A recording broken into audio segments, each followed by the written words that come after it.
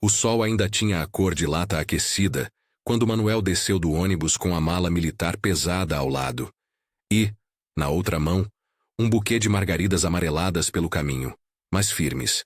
Flores que sempre acalmavam a mãe. A mala cheirava a suor e óleo de farda. As alças, já macias pela rotina do soldado, pressionavam o ombro de quem voltava depois de anos longe. O vento trazia da estrada de terra o cheiro de milho recém-colhido e das galinhas que cutucavam o quintal vizinho. Manuel sentiu o peito apertar de expectativa. Imaginou Rosa na soleira, as mãos enrugadas segurando o avental, o sorriso que afrouxava qualquer rigidez nele. Pensou na voz dela, sempre suave, que arrastava consoantes com ternura. Pensou em dar aquele abraço que, por vezes, ao longo dos meses de treinos difíceis, ele repetira em sonhos. A casa da família não era a mesma que guardava na memória. O portão estava torto, a pintura descascada num desenho que não lembrava. A cerca, que costumava ter flores trepadeiras entre as ripas, tinha um vão maior do que devia. Alguém havia empurrado uma das estacas. A janela da sala, que sempre deixava escapar risos e o cheiro de café, agora mostrava apenas cortina fechada e um silêncio que pareceu pesar mais que a mala. Manuel deixou o buquê no colo e bateu a mão na madeira da porta com a força de quem sabia que ali, do outro lado, haveria calor. Bateu uma, 2 vezes. O som ecoou curto, seco. Dario abriu com um olhar exato. O que sobrou de irmão e o que se tornou indiferente. Havia uma formalidade no cumprimento, um espaço entre as palavras que Manuel reconheceu como desculpa. Os dois se observaram, e no gesto frio de Dario, havia uma decisão que tinha cheiro de pólvora.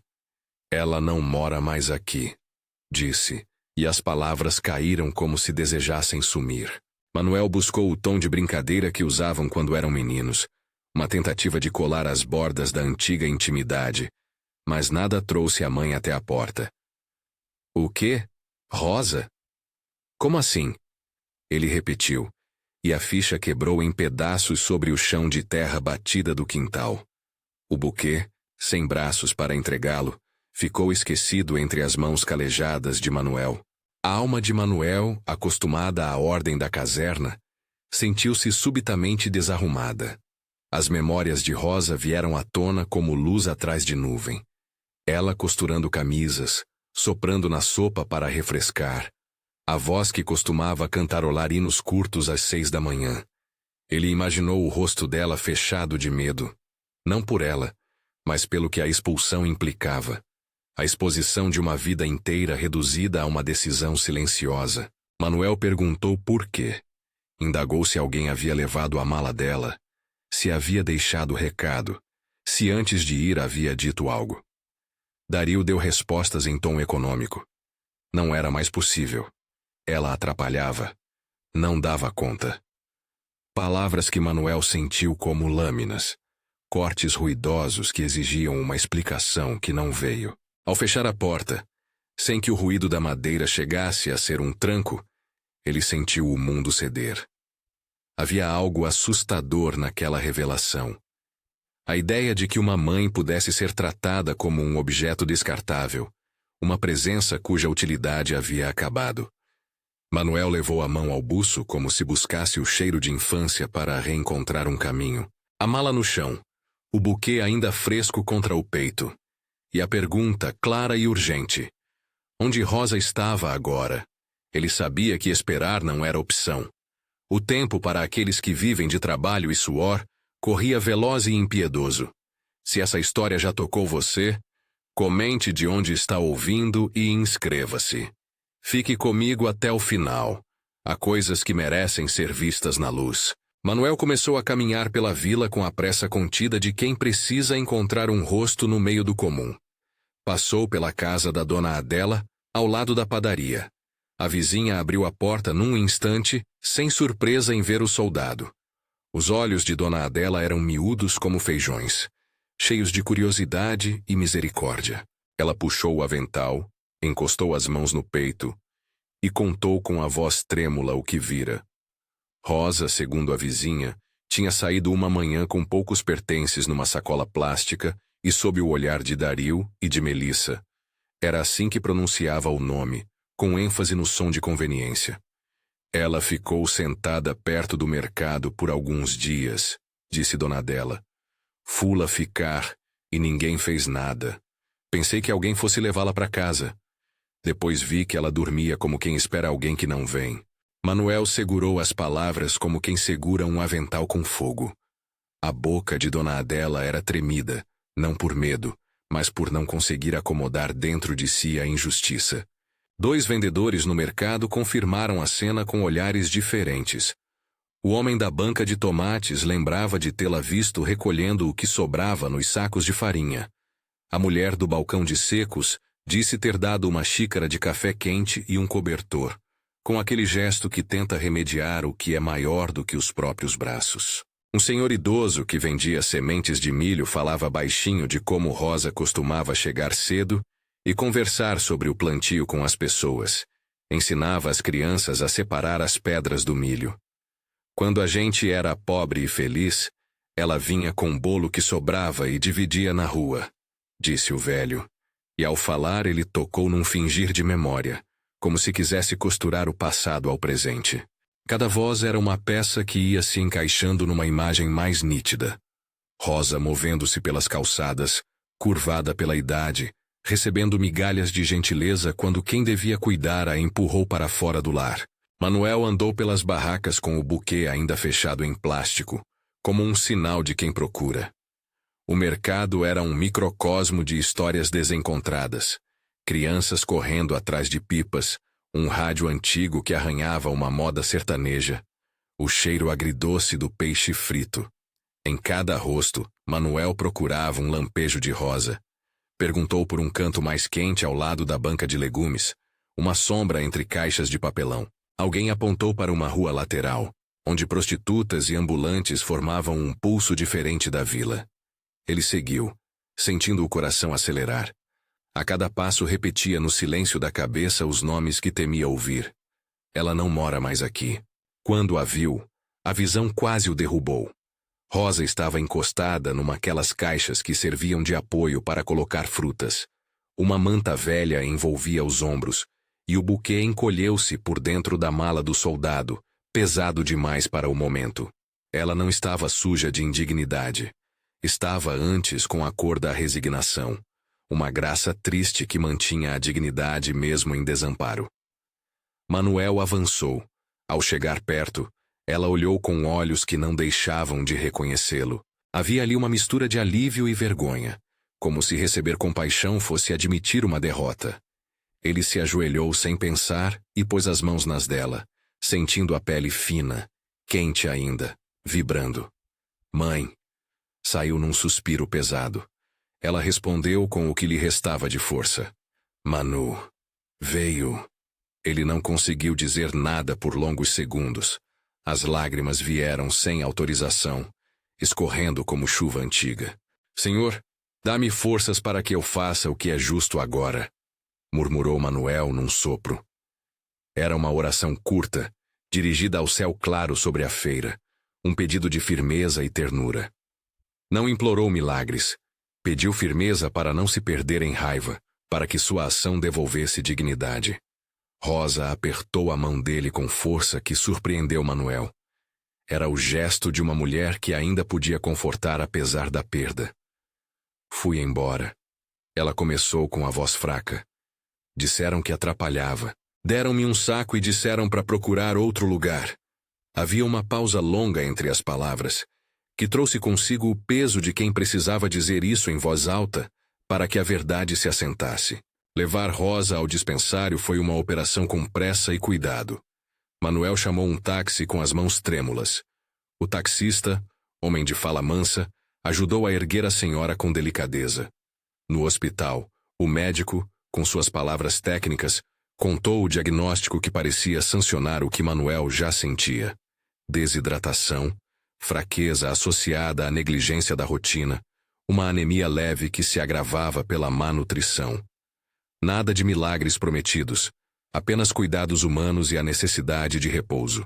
Manuel ficou ao lado da cama, segurando a mão da mãe enquanto o cheiro de sabão e remédio preenchia o espaço. A mãe sorriu com uma clareza que parecia dizer que, apesar das dores, ainda havia algo que a mantinha inteira: a fé. Nas noites seguintes, a casa que Manuel arrendou para ela foi se transformando em cenário de pequenos rituais que devolviam humanidade.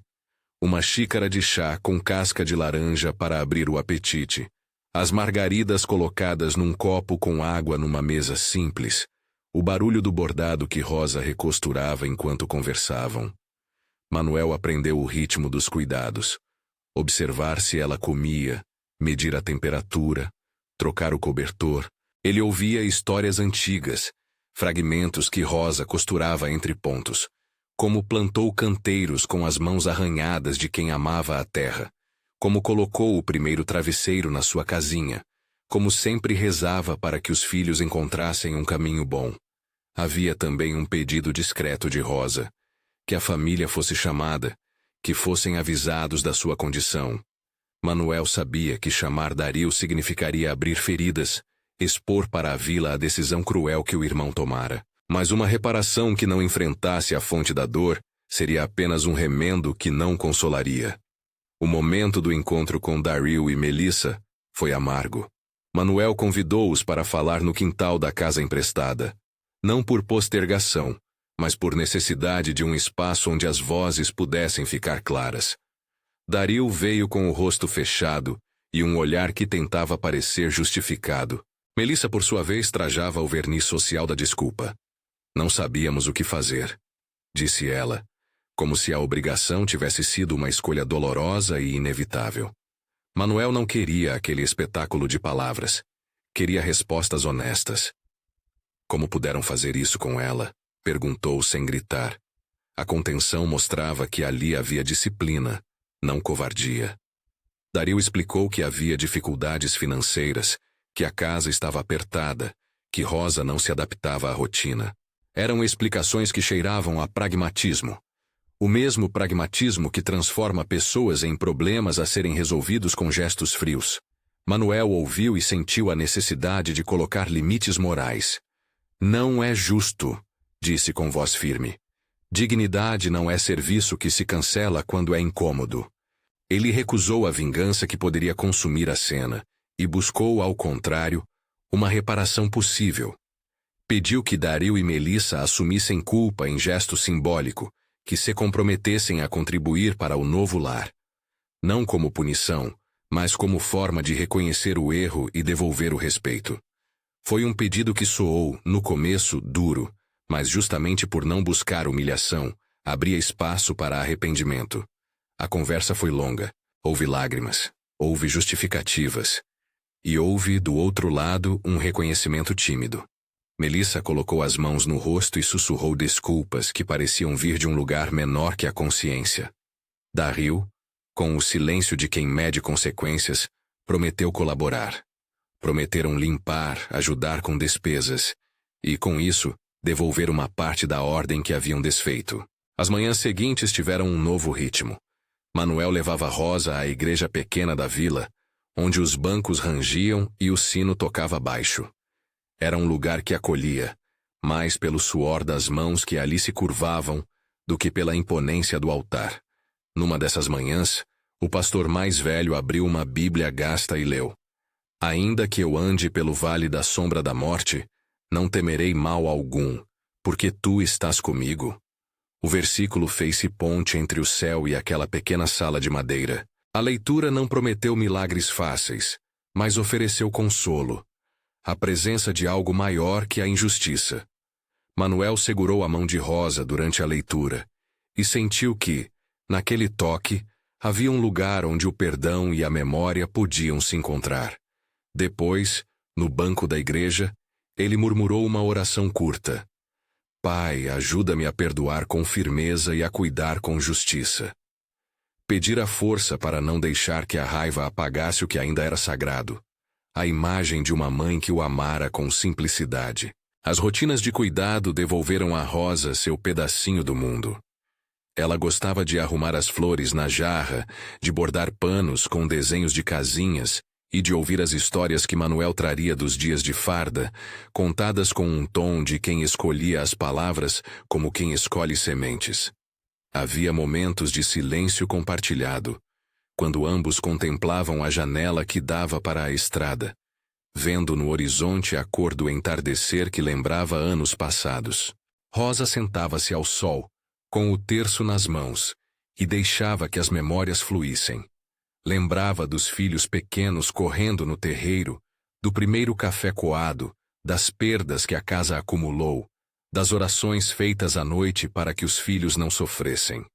Em cada história, Manuel via a dignidade que persistia e sentia a urgência de gravar tudo aquilo para que a falta nunca mais fosse naturalizada. E ainda assim, havia feridas que se reabriram na conversa com a família. Havia momentos em que a lembrança da expulsão trazia lágrimas à Rosa, e Manuel teve tantas vezes de lhe segurar o rosto e falar de amor. Mãe, você não é um transtorno. Você é o nosso sangue. Era para ele um mantra que funcionava como remédio e como escudo. A presença de Daryl e Melissa se alternava entre a ajuda e o constrangimento. Era claro que para eles, a reparação vinha mais como obrigação social do que como convicção íntima. Mas a ação de cada um contava. Quando Daryl trouxe uma pequena quantia para reformas e quando Melissa cozinhou uma panela de caldo, havia naquela atitude uma amostra de que a moralidade, quando chamada à cena, pode, mesmo tardiamente, inclinar-se para o que é justo. O processo de cura não foi linear. Houveram dias em que o corpo de Rosa cedia ao cansaço e as lembranças a angustiavam. Outros em que ela ria com a simplicidade de quem encontra beleza nas pequenas coisas que o cotidiano oferece.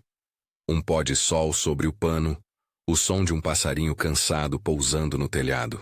Manuel aprendeu a celebrar as pequenas conquistas. Os dias de feira, agora que Rosa podia caminhar com mais calma, tornaram-se passeios cheios de lembranças.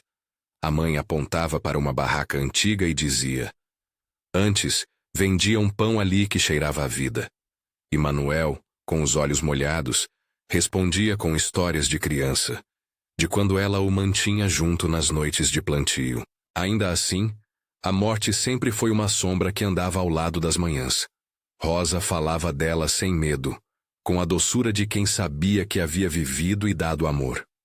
Quando eu fechar os olhos, que olhem para trás e vejam que não me largaram por esquecimento, disse num dia, com o terço entre os dedos. Era uma prece simples, ser lembrada com respeito, com a vida que havia sido. As noites de vigília de Manuel foram longas. Sentava-se ao lado da cama, lia baixos trechos da Bíblia e, às vezes, recitava os hinos que a mãe cantarolara quando ele era menino. Senhor, sustenta-a quando as mãos não aguentarem mais, suplicava, sem pedir prodígios, mas pedindo presença. Essas orações não carregavam promessas mágicas, carregavam uma confiança naquilo que é humano e divino ao mesmo tempo. Cuidado, atenção, presença. A despedida veio numa manhã em que o céu estava limpo como vidro. Rosa, com a Bíblia sobre o peito e o terço entre os dedos, sorriu para Manuel e fechou os olhos devagar, como se estivesse apenas adormecendo. Não houve angústia escandalosa, nem milagres espetaculares. Houve a calma de quem se entrega com a fé enraizada na simplicidade do cotidiano. Manuel segurou a mão dela até que o calor se foi. Depois, ficou um tempo com a cabeça encostada na têmpora, repetindo em voz baixa as palavras que aprendera a viver. Gratidão, perdão, dignidade. O funeral foi simples. A vila compareceu com aquele respeito que nasce da memória coletiva. Pessoas que Rosa ajudara em alguma manhã, que receberam um conselho ou um pão. Havia flores de mercado e as margaridas que Manuel não deixou de levar, agora colocadas sobre o pequeno caixão de madeira. O enterro ocorreu num lugar que Rosa amara, um pequeno morro que dava para a planície onde ela gostava de olhar o pôr do sol. Ali, o horizonte parecia inclinar-se para a despedida, como se a terra e o céu fizessem um gesto de honra. Manuel falou. Não foram palavras de vingança. Foram palavras de agradecimento e de chamado à responsabilidade. Lembrou a todos que o cuidado com os idosos não é favor, mas dever, que a dignidade se preserva na ação cotidiana, no olhar que não vira as costas. Depois do funeral, a vila pareceu um pouco mais atenta. Não como se tivesse resolvido todas as injustiças, mas como quem despertou para um compromisso que pode ser refeito a partir de gestos concretos. Dario aproximou-se de Manuel com um semblante mais leve, ainda envergonhado, e ofereceu ajuda para manter o pequeno jardim que Rosa amara. Melissa trouxe um pote de geleia caseira e um pedido de perdão murmurante. Manuel recebeu, não para apagar a dor, mas para permitir que o arrependimento se transformasse em ação. Perdoar não é esquecer, disse ele numa conversa íntima com quem havia contribuído para o erro. É não permitir que a culpa torne o coração duro. Justiça e cuidado caminham juntos. Era uma lição difícil, mas nascida da fé e do desejo de que a história de Rosa servisse de ensinamento. Nos meses que se seguiram, a casa arrendada foi um lugar de preservação. O pano com o bordado de Rosa pendurado como memória, as margaridas plantadas na janela, para que qualquer vento as mostrasse. Manuel começou a visitar outros lares da vila, a ouvir histórias de idosos que viviam solitários, a falar com vizinhos sobre a necessidade de não naturalizar o abandono. Ele não se converteu em juiz, mas em testemunha. O seu testemunho não era de sangue, mas de cuidado. Um convite à ação que nascia do amor por sua mãe. A moral da história que Manuel passou a contar era simples e dura ao mesmo tempo. A família não pode se livrar de seus velhos como se fossem um objeto quebrado. O modo como tratamos quem nos deu a vida é a medida da nossa humanidade. Se não cuidarmos dos nossos, quem fará? Perguntava ele em rodas de conversa, com a voz embargada de lembrança e com a firmeza de quem viveu a experiência. E sempre havia um apelo prático.